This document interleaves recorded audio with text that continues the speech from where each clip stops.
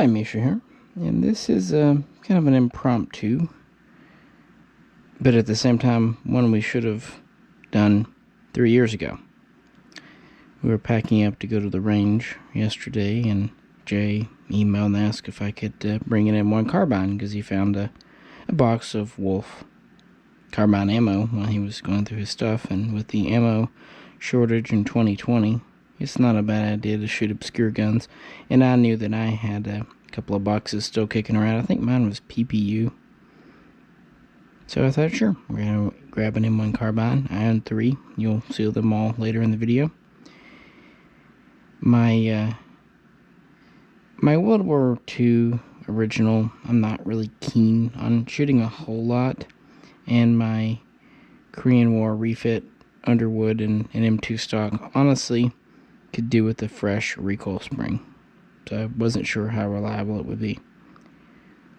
And then I remembered we were supposed to do a follow-up with this gun here, my M1A1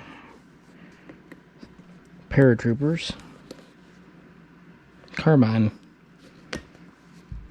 This is one of the reproductions from Inland Manufacturing. Back in March of 2017, we did a initial review, or tried to, of this, and we had quite a few problems. We'll link to that original video in the description. We had cycling problems. We had really failure to go into battery problems. Also, the bolt was hitching when we tried to run it over the hammer. I am not one for sending guns back to the manufacturer if I can fix them, but in that instance, it was just too many problems, and I didn't know, and it was, of course, new. So I sent it back to Inland, and they did get it back to me. The whole process was pretty quick. It took a few months. But by then, 2017, other things had come up, and it kept getting pushed back and back and back, and there've been so many new guns, and we've been shooting so many modern guns. Okay, we didn't do it. But the good thing is, this wasn't a T&E gun. This was a gun that I got on discount.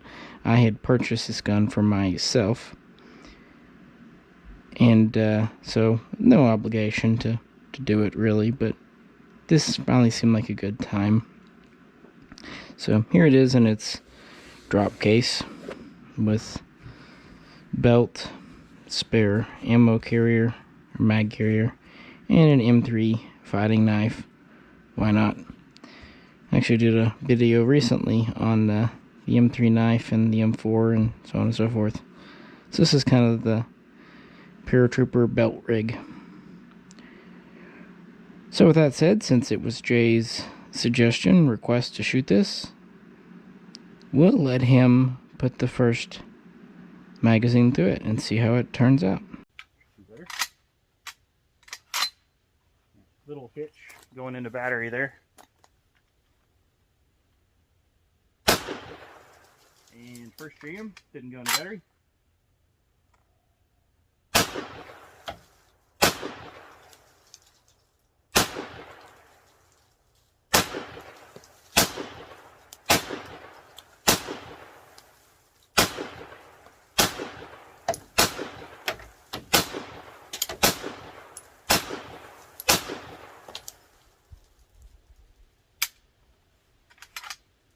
And we're clear. Actually worked. So, a small hitch at the beginning, but the other rounds went fine. And that was with a random M1 Carbine mag, an original, and it was fully loaded to the brim with 15 cartridges. A lot of times they suggest you download these just like early M16 mags. So all in all, not a bad start. Here she is out of her bag, stock folded up.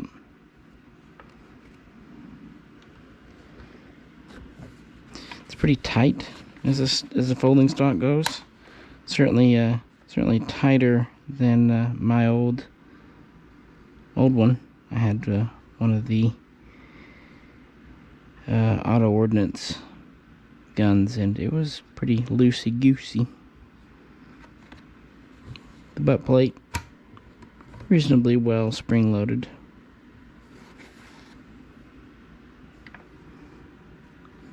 Nice phosphate finish. These, at the time when I bought it, weren't cheap. They were more than the Auto Ordnance, but I think there was another brand that came even later from Fulton that was more expensive than this, so, you know, mid-range. So let's compare this with the other M1 carbines and just talk about, you know, Inland says this is a late production M1A1. We'll see how right they got the details. Alrighty, so our initial testing was much better than it had been years ago. And we'll pick back up with a few more clips that we were able to salvage in a minute, but I thought we would address the M1A1 in general and the new, well, it was new when we first had this 3 years ago, Inland Manufacturing. And so we'll compare it with my others. This is a Underwood and M2 guys, and this is my as issued IBM.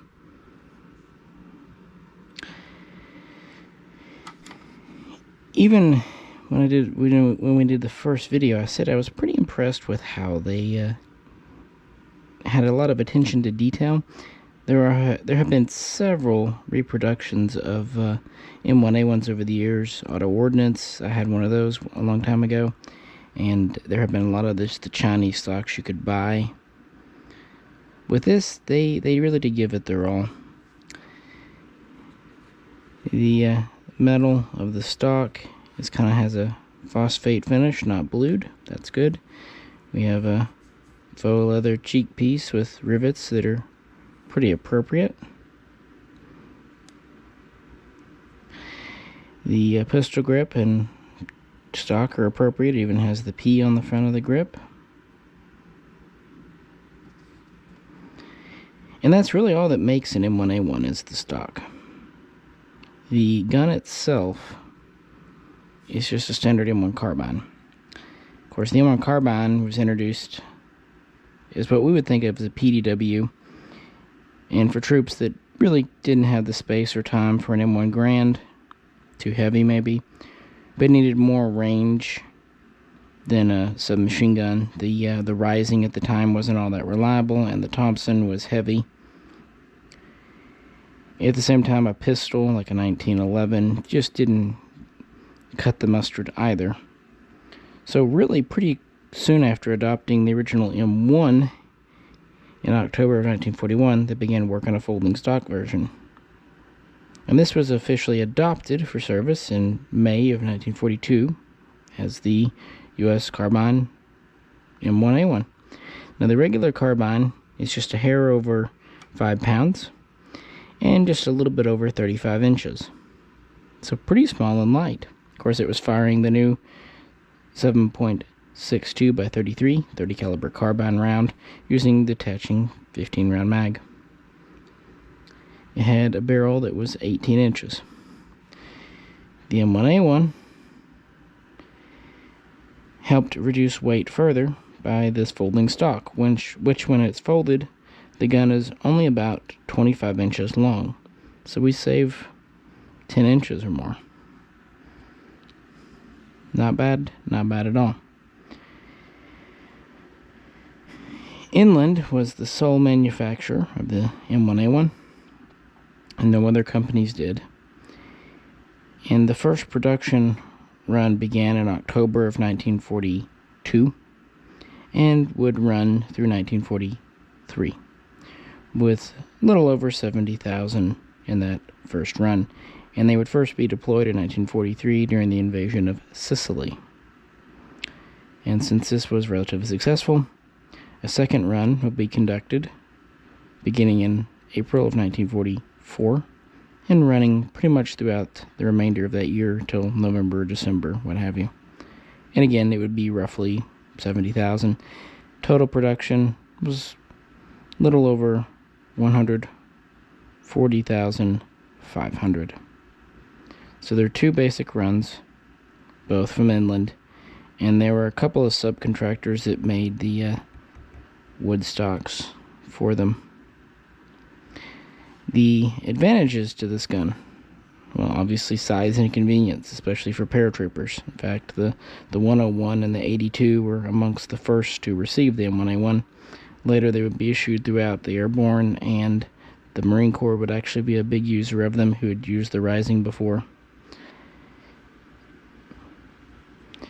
This stock, it's an early folding stock, so it does have the problems that you'd expect. It's relatively thin metal that can bend. It's only held open, both the butt plate and the stock itself, through spring tension, so it can fold on you. It's not as bad as the Rising stock, but yeah. The pistol grip is okay, but not exactly what you think of as ergonomic. And of course, it inherited any and all problems from the original M1 Carbine. And my reasoning for going for a reproduction is still the same as it was 3 years ago. Determining if you have an original is extremely difficult.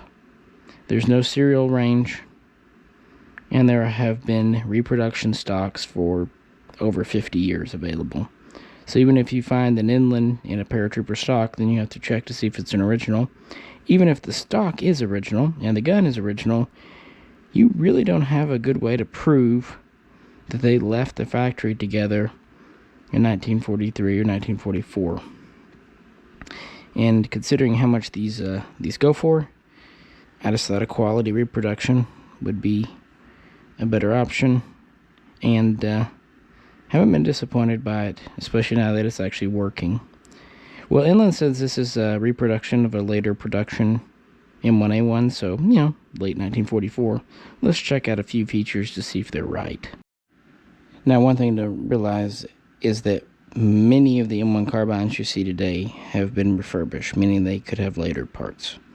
Luckily, this one up here pretty much made it home without being messed with. So, not looking at anything in any particular order, let's start with the stock. This is a so-called high wood stock. And the inland here has a low wood, as does this underwood, which is in an M2 stock anyway. They switch from high to low wood in early 44, give or take, at different factories, different times, so being a low wood is correct. Yay. Likewise, this has the flat-topped bolt, the original style of bolt. This has the round bolt, as does this.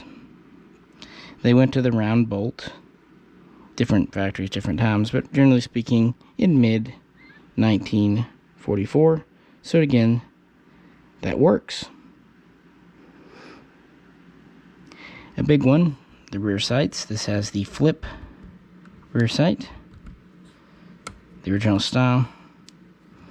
Here we have the later style, and quite distinctly, the inland does have the later style rear sight. That's okay, because this was introduced in relatively late summer 1944, meaning if you're going for a kind of a final production run M1A1, that's acceptable. Now, I'm sure the reason inland did it is it's better for the shooter too, being able to adjust for windage, but it is not inappropriate. Likewise, this has the original push button safety, and our inland here has a push button as well. That's okay.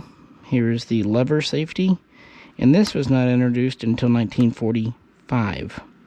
So if it had a lever safety, that'd be a little late, but it doesn't. It has the push button. Moving on. This has the early style barrel band with the stamped swivel. Type 1, I guess we could call it. Here we have a Type 3, or 4, with the wire swivel, larger band, and bayonet lug. The inland has neither. It does have the wider band with the kind of wire swivel, but no bayonet lug. This is considered a Type 2. And while it may not be 110% perfect, it would be correct for a late 44 gun, because they started going to the wide band, but they did not introduce the bayonet lug until 1945. That's why earlier you saw the M3 knife with this. That would have been what would have been issued for paratroopers and others that had a gun. Barrels, not a whole lot to see here. They roll marked kind of around the barrel like Inland did in World War II. This one, of course, has the stabilizer on it for being an M2.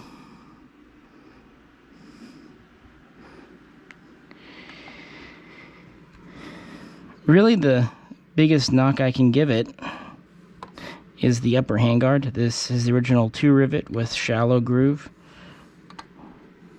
Here we have the late style 4 rivet with the deep groove, siding groove.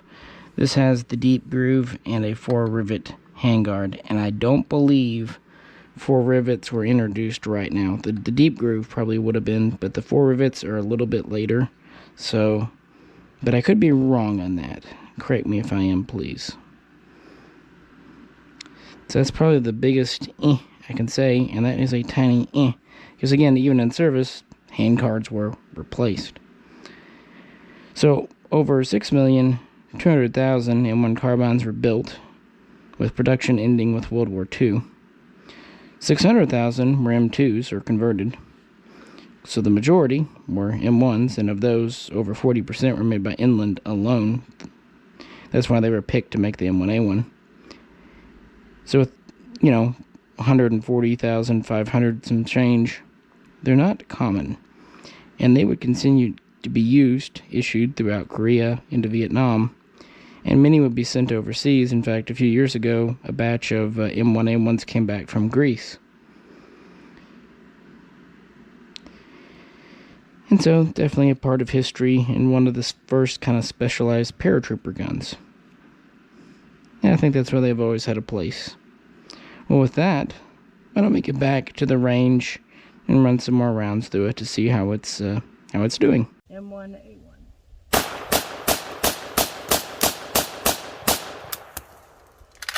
Okay. Old school bolt hold up. Cool.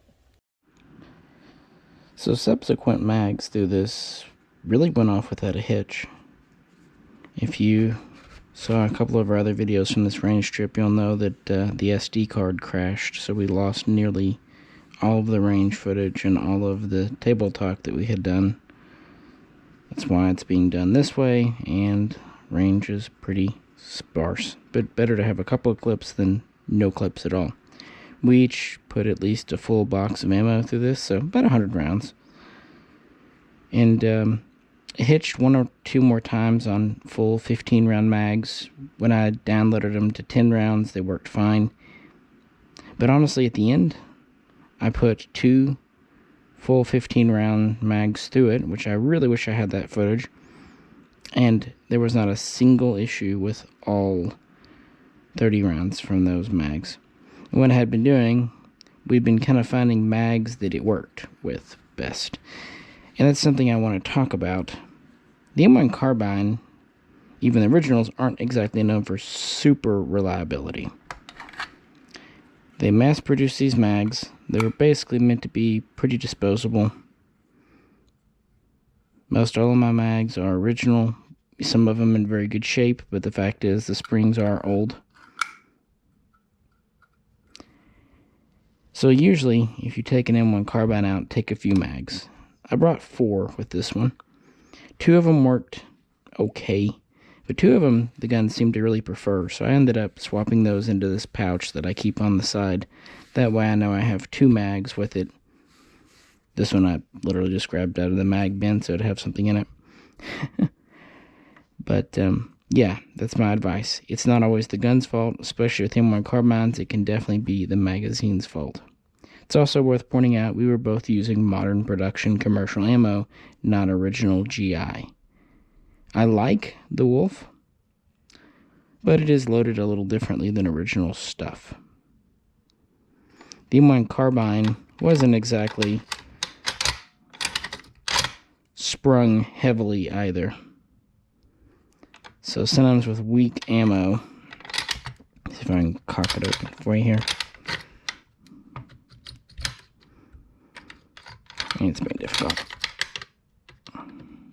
There we go. See, it has that bolt open or something, but this is about as much force as the bolt has. It's okay, but yeah, it's an M1 carbine. You just kind of accept them, warts and all. This is one of the few guns built actually with an expiration date for their receivers too. The originals, the receivers are not expected to last forever. Far from it. And so when you do a reproduction, you often inherit the good and the bad. And that's kind of what we have here. But it was a lot of fun to shoot. All things considered, I would just say if you get one, any repro, from anyone, even an original, don't expect 100% reliability. Sometimes with originals, the springs, like my Underwood, are kind of worn out. And if you are going to buy a true M2, registered automatic, make sure that the receiver's not cracked, because they can crack and do crack.